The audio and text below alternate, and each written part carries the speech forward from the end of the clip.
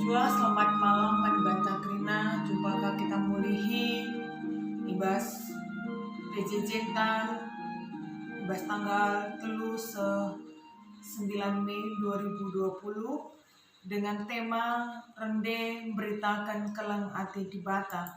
Terpalaskan Mazmur 22 ayat 1-5 Shimbondai Shioge Ras-ras. Kita pasti mengenal tokoh Fanny J. Crosby dengan segala karya pujian yang bahkan sampai saat ini pun karya Fanny J. Crosby sering kita nyanyikan. Kita endapeng gomlala terjemahkan kubas bahasa Karo. Kalau kita menilik sebentar tentang latar belakang kehidupan Fanny J. Crosby, pada usia 6 bulan dia mengidap sebuah penyakit sejenis flu yang kemudian membuat dia kehilangan penglihatannya. Pada waktu itu Fanny J. Crosby tumbuh tanpa pendampingan seorang ayah karena waktu kecil Fanny J. Crosby juga ditinggalkan ayahnya yang meninggal dan dia dibesarkan oleh ibu serta neneknya. Tapi hal yang luar biasa adalah Fanny J. Crosby dibesarkan dengan pengajaran agama Kristen Protestan, sehingga pada waktu kecil pun Fanny J. Crosby sudah bisa menghafalkan 5 bab Alkitab setiap hari. Itu yang dilakukan setiap hari. Dalam keterbatasan fisik yang dialami oleh Fanny J. Crosby, itu tidak membuat dia kehilangan sebuah pengharapan walaupun dia tidak bisa melihat. Tapi dia memakaikan peluang yang ada bersekolah di institut khusus orang buta di New York, dan pada waktu kecil dia juga rajin melatih diri dalam bermain piano dan jenis alat musik lainnya. Sehingga dengan kemampuan itu Fanny J. Crosby menciptakan banyak sekali lagu yang itu dilatar belakangi oleh pengalaman pribadinya, baik ketika dia berjumpa dengan orang-orang yang hidup dalam keterpurukan. Bahkan satu lagu yang mungkin kita tahu, Selamat di Tangan Yesus, Senang Adiras Yesus, itu dituliskan dengan latar belakang kehidupan pribadinya sendiri. Karena Fanny J. Crosby ketika menikah, dia kehilangan anaknya setelah lahir, dan dia menuliskan lagu Senang Adiras Yesus, mengatakan bahwa dia benar-benar mengimani anaknya yang meninggal itu benar-benar selamat di tangan Yesus. Tentu ini yang patut kita teladani dari Fanny J. Crosby. Dalam kegelapan sekalipun karena matanya tidak melihat, tapi hidupnya tetap memiliki sebuah pengharapan, sehingga setiap hal yang dia lakukan itu menjadi kesaksian yang hidup, dan itu menjadi penguatan bagi orang-orang yang ada di sekitarnya sampai pada saat ini. Teman-teman, kekalangan Tuhan seneras turang bernyi indah mulihi kita ngidah karena sada perikop pembacaan ta buat di Mazmur 22 ayat 1-5 si merupakan bahagian dari puji-pujian yang diucapkan ketika peribadahan bangsa Israel. Di sana dijelaskan bagaimana mereka sungguh bersuka cita atas segala kebaikan Tuhan yang sudah mereka lihat dan sudah mereka rasakan dalam hidupnya. Itu dituangkan dalam bentuk nyanyian yang mereka nyanyikan ketika mereka beribadah.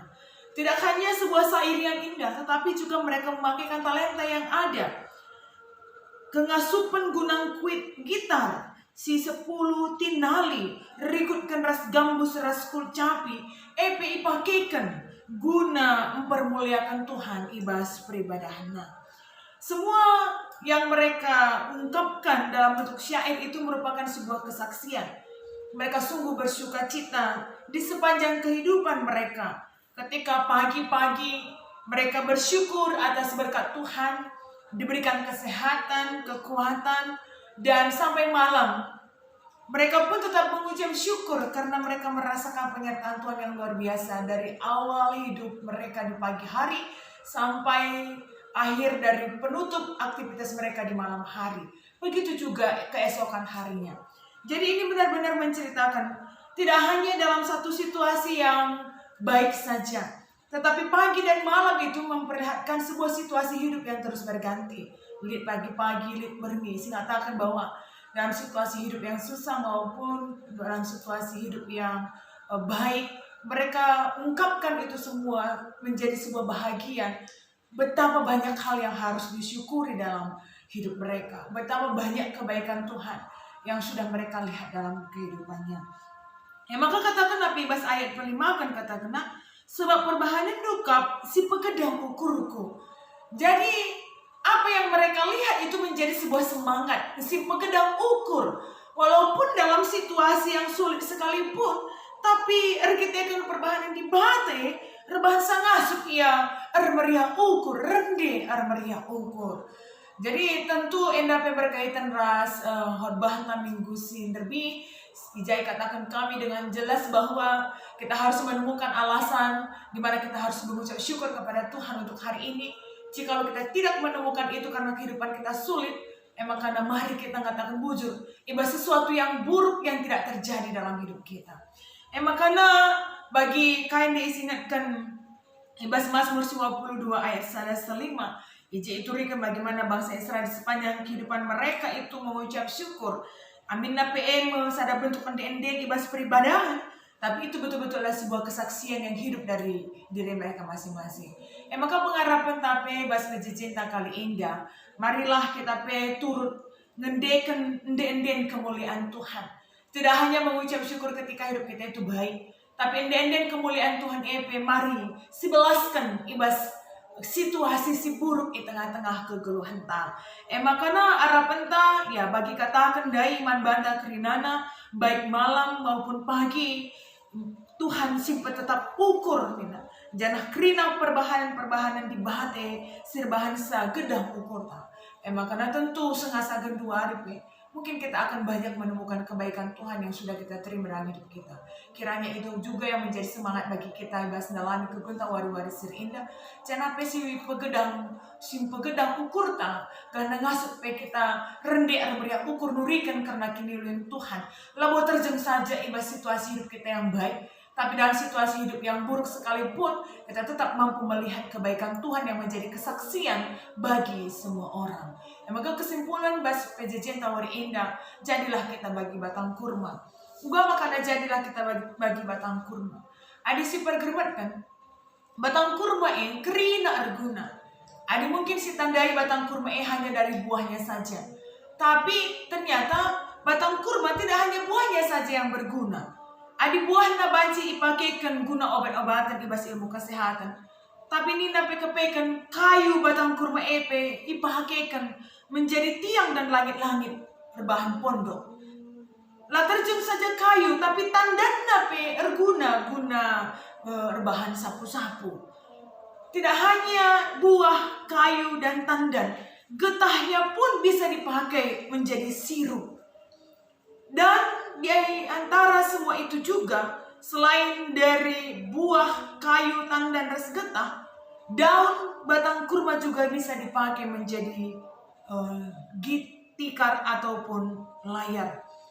Dan terakhir dikatakan bagian batang kurma yang bisa dipakai adalah biji batang kurma itu sendiri yang dipakai untuk produk kesehatan. Jadi bagi si Ida, sada batang kurma yang begitu banyak fungsinya dan begitu banyak kebaikan yang bisa dimanfaatkan oleh manusia. Tidak hanya buahnya, tapi juga kayu, tandan, getah, daun, bahkan bijinya sekalipun berguna untuk manusia. Tentu bagaimana haruslah kecibal kekeluhan.